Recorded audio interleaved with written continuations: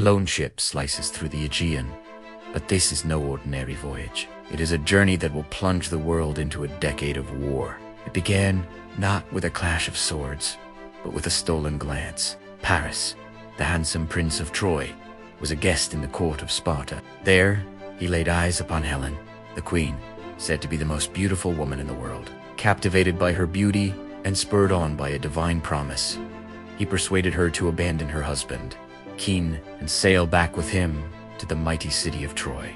This act of passion would become the spark that ignited a legendary conflict. A tale of love and betrayal that would be told for millennia. The fury of a spurned king is a fearsome thing. When Menelaus discovered his queen was gone, his personal grievance became a call to arms for all of Greece. His powerful brother, Agamemnon, king of Mycenae, rallied the Greek city-states, and a grand alliance was forged.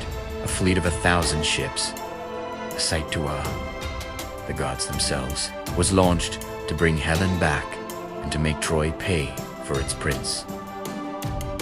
Escitrons Grecia, the Greeks, led by their peerless champion, the swift-footed Achilles, landed on the Trojan shores. For 10 long years, the indomitable walls of Troy held firm against the relentless siege. The conflict saw heroes rise and fall, but no battle was more pivotal than the fateful duel between two titans. Hector, noble, prince, and Troy's greatest defender, faced the wrathful Achilles, fighting not just for his life, but for the fate of his city, his family, and his people.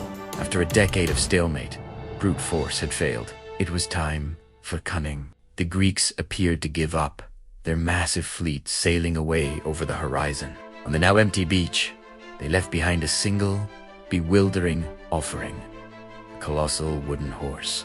To the war-weary Trojans, it seemed like a tribute to the gods, a symbol of their hard-won victory. Despite the desperate warnings of the priest, Laocoon, and the prophetess Cassandra, who saw the deceit for what it was.